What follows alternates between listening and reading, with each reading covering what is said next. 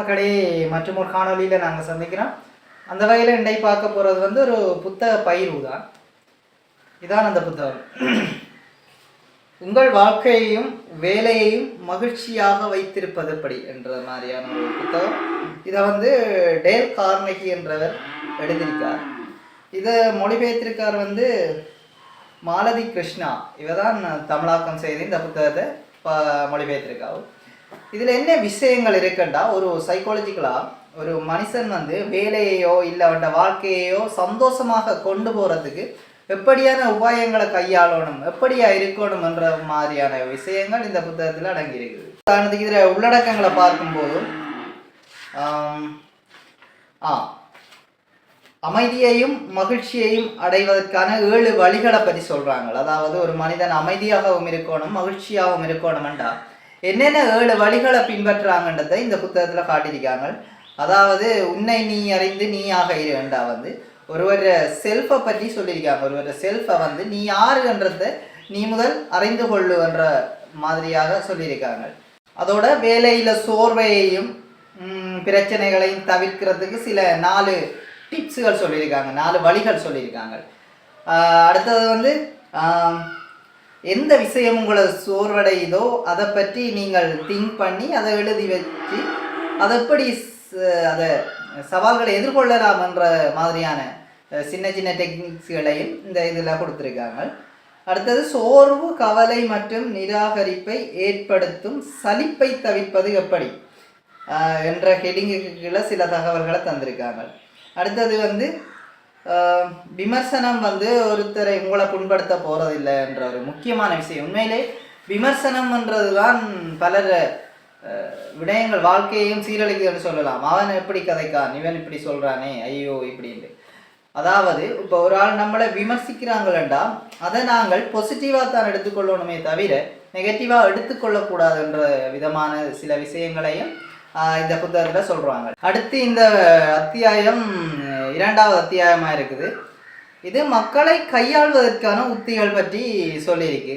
அதாவது தேன் வேண்டுமென்றால் தேன் கூட்டை எட்டி உதைக்காதீர்கள் என்ற ஒரு தலையங்கத்திற்கு கீழே இந்த கருத்துக்களை அவங்க பதிவிட்டிருக்காங்க.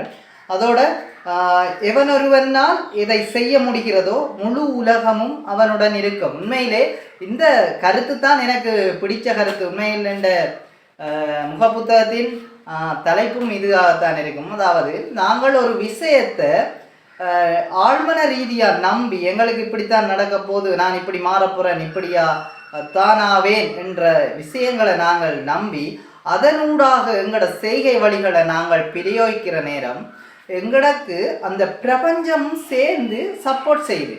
உண்மையிலே இந்த உலகம் வந்து எங்களை அதுக்கு புஷ் பண்ணுதுன்னு தான் சொல்லணும். அப்படியான ஒரு விஷயத்தை தான் இந்த ஒரு சின்ன டெக்னிக்காக சொல்லியிருக்காங்க. இதை ரசவாதி என்ற புத்தகத்தில் நீங்கள் பார்க்கலாம்.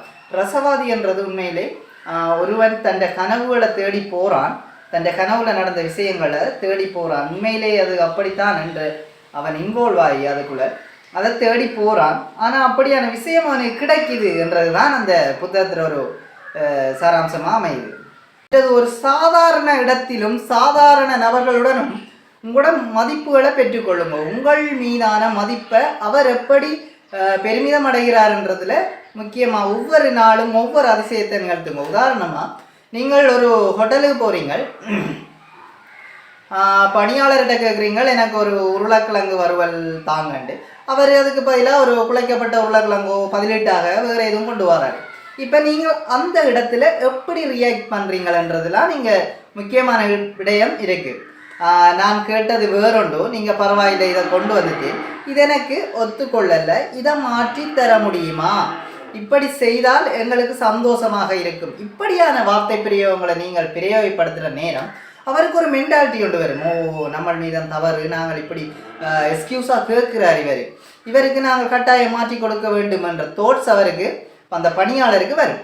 இப்படியான வார்த்தை பிரயோகங்களை நீங்கள் பணியாளர்களிடம் மட்டுமில்லை எல்லா இடங்களிலும் பிரயோகிப்பதன் மூலமாக ஒரு நன்மதிப்பு பெறக்கூடிய மாதிரி இருக்கும். அதாவது நீ இப்படி செய்ய வேண்டும் என்று ஒரு ஏவல் பாங்கில் கூறத்தை விட இப்படி செய்ய முடியுமா என்று கேட்கறதன் மூலமாக பல்வேறுபட்ட அதிசயங்கள் நிகழும் என்று நாங்கள் நம்பலாம். இதுவும் இந்த புத்தகத்தில் ஒரு முக்கியமான சாப்டர். வெறுக்கப்படாமல் விமர்சிப்பது எப்படி என்ற சாப்டர். இதுவும் நாங்கள் ஏற்கனவே கூறியது போல ஒன்றுதான். அதாவது ஒரு நபரை அவருக்கு எமது மீது வெறுப்பே வராத மாதிரி நாங்கள் சில கதைகளை சொல்ல வேண்டும் என்ற மாதிரியான ஒரு அந்த டெக்னிக். அதாவது இப்போ எப்படி சொல்கிறாங்கண்டா, இதை ஒரு முதலாளி ஒருவர் தன் பணியாட்களிடத்தில் நடந்த உரையாடல் மூலமாக இதை சொல்லியிருப்பாங்க. பணியாளர்கள் ஒரு இடத்துல சிகரெட் பிடித்து கொண்டிருக்கிறார்கள். அப்போ முதலாளி அந்த இடத்துல சிகரெட் பிடிக்கலான்னு போர்டு வச்சிருக்கு, அதாவது ஒரு எழுத்து பலகை வச்சிருக்கு. ஆனால் அவங்கள அதை கண்டுகொள்ளல, பிடிச்சு கொண்டு இருக்கிறாங்க. கண்டுகொள்ளலையோ இல்லை சட்டத்தை மதிக்காத சண்டையினமோ தெரியல. அப்போ முதலாளி கேட்கலாம், இந்த இடத்துல நீங்கள் இப்படி செய்கிற சரியா, உங்களுக்கு படிக்க தெரியாதா, படிச்சுத்தானே நீங்கள் அப்படியான வார்த்தை பிரயோகங்களை செய்யலாம். ஆனால் அதற்கு பதிலாக இவர் எப்படி சொல்கிறாருண்டா, அவராக இன்னொரு சிகரெட் ஒன்றை வாங்கி கொடுத்து இதையும் வைத்து கொள்ளுங்கோ, இதை நீங்கள் வெளியில் போய் பிடிச்சா நான் பாராட்டுவேன், எனக்கும் சந்தோஷமாக இருக்கும். இப்படியான ஒரு கருத்தை சொல்கிற நேரம் அவங்களுக்கு டக்குன்னு கிளிக் ஆகுது. அப்போ இந்த இடத்துல நாங்கள் இந்த எழுத்து பலகை வைத்தும் நாங்கள் புகைப்பிடித்தது எங்களோட தவறுதான் என்றதை அவங்க அந்த இடத்துல உணர்ந்து கொள்கிறாங்க. ஸோ அவங்கள் நேர்மாறா, அதாவது ஒரு நேரான ஒரு எண்ணங்களை தன் முதலாளி மீது எடுக்கிறதுக்கு ஒரு விடுகோலாக இருக்குது. இப்படி சொல்லலத்தானே எங்களோட முதலாளி, அதற்கு மாறா இப்படி பணிவா, இப்படி எங்களுக்கு ஒரு பாராட்டையும் தந்து ஒரு பரிசு பொருளையும் தந்து இப்படி சொல்கிறாரு என்ற நேரம் ஒரு நன்மதிப்பை அந்த முதலாளி அந்த இடத்துல பெறுவார். மற்றது, பெரும்பாலான நபர்கள் ஒருவர கட்டளையை ஏற்க விரும்புவதில்லை. அதை எப்படி நாங்கள் சொல்லலாம்ன்றது தான் ஒரு டெக்னிக்காக கூறப்படுது. அப்படியான விஷயங்களையும் இந்த புத்தகத்தில் கூறியிருக்கு. அதை எந்த ஒரு உதாரணம் மூலமும் நான் உங்களுக்கு சொல்லிக்கொள்ளலாம். அதாவது இப்போ ஒருவர்கிட்ட நாங்கள் இப்படி செய்யலாம், நீ இப்படி தான் செய்ய வேண்டும் அப்படி என்று சொல்கிறோம்டா, அவருக்கு ஒரு தோட்ஸ் உருவாகும், இவர் நம்மளை கட்டளையிடுறாரோ, அதுக்கு பதிலாக தான் இந்த வார்த்தையை பிரயோகிக்கிறோம்.